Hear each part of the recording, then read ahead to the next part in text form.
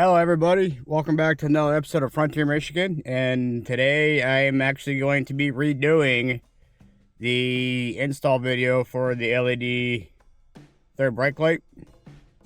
I had one of my LasFit bulbs go bad, so I had to pull one from the cargo light and put it into the brake light because the brake light bulb had gone. So the good news is I have more of the bulbs. They're all 921 size bulbs, so cargo light and brake light, they're interchangeable. So let's just get into it. I'm going to show you what to do and we'll go from there. So the first thing you want to do is pop these access covers off, this one and this one. That's a 10 millimeter nut that's up inside there. Take a flat tip, gently come under there so you don't damage your headliner. Pop them out. You want a 10 millimeter. I use a 10 mil deep well because it's actually on a stud up in there, so you're gonna need that. Fish that up through there. Just loosen that one up, and then we'll loosen up the other one.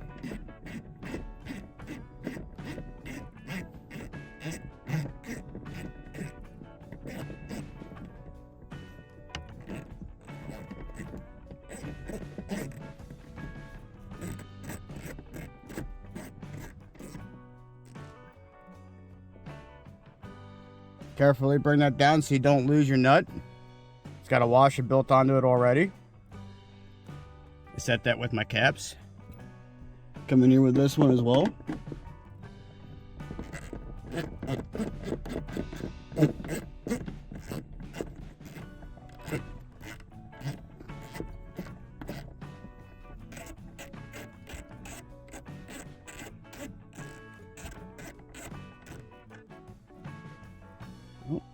Not quite there, almost.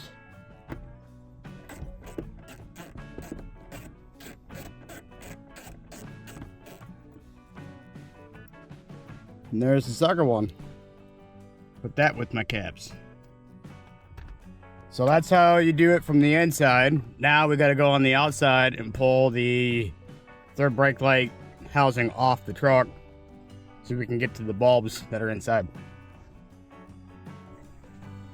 Alright, so now we're at the top of the truck. I have the nuts on the inside already loosened. So what you do is you're going to pull up and towards you, because these are at an angle, so they come up and towards you a little bit. The light that I have bad is this one here. I've already, well, initially is my third brake light that went bad, so I pulled the bulb out of the cargo light and put it in there. So I got to replace my cargo light. It's just a little socket. It's T21 size. So grab my LasFit bulb here. And I'm wearing gloves to prevent any oils on my hands or contaminations from getting on the chips. Because unlike a lot of other LEDs, these are exposed. They have exposed circuitry on them and exposed emitters. The good thing with these though is they're not polarity specific, so you can put them in any direction and they'll work. So you just take it, push it into your socket, just like that. And then you're gonna stick it back in your housing. You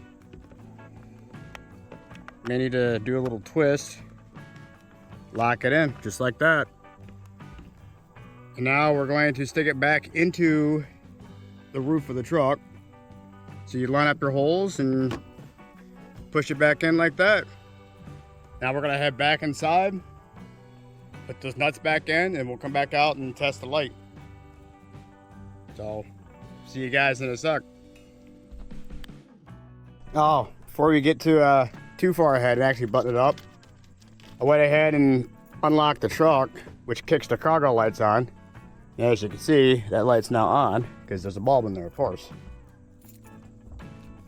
So that's working how it's supposed to. But anyway, let's get inside, reinstall this thing, and we'll let you guys get on with the rest of your day, because at least out here in Michigan, it's gonna be a great day. Not gonna be so hot today.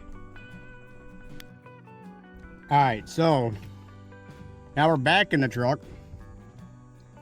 And as you know, these third brake light housing studs are kind of in there, so you're gonna want to take your extension with your depot socket, put the nut on the end of it. And notice there's no ratchet here, because I'm gonna start these by hand first. These studs are quite prone to getting broke off. So gently feed it up in there and by hand start it. Cannot stress this enough. If you come in there with a wrench or something like that, thinking you're gonna get it going, you're gonna break your third brake light housing. They're not in there very well.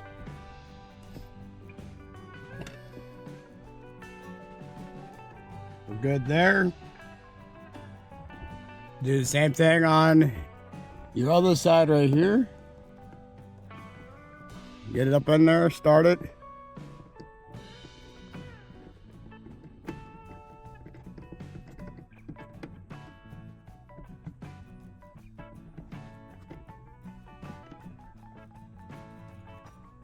So right here at hand tight. Now what I'm going to do is I'm going to get my ratchet and just snug it up. You don't got to go crazy with it. But this is to make sure that it don't leak. It's like as soon as it's tight, don't force it. Like right there. That's tight right there. Same thing on this one. And right there. That's all it takes. Now you may have noticed that my extension here has a black coating on it. That's actually some shrink wrap that I put on there, so I'm not tearing up the plastics or nothing on the inside. So you got this rubberized coating I put on, shrink wrap, and it helps protect your edges. Just a little tip and idea if you're interested. So now that the nuts are back up in there, take your covers and you simply pop them back into place. Just like that. And just like that, this little project is done, and hopefully this video helps, and it's definitely an improvement over the last video that I did, because for one, it's daytime and not at night. So thanks for watching, everybody.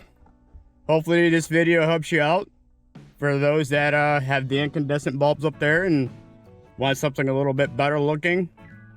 Especially if you have a Pro trim or an upgraded SV or an SL, they don't put LEDs in that third brake housing, so those are T21 size.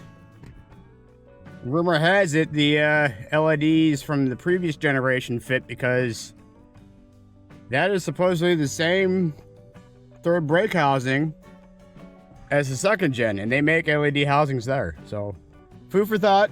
I'm not saying go do that, because I can't say with 100% certainty that that is a direct plug-in, but knowing that a lot of things on the third gen carry over from the second gen, there's a chance that the LED third brake lights will also work. I know the bulbs do. Links for the lights will be down below, and I'll see you next time.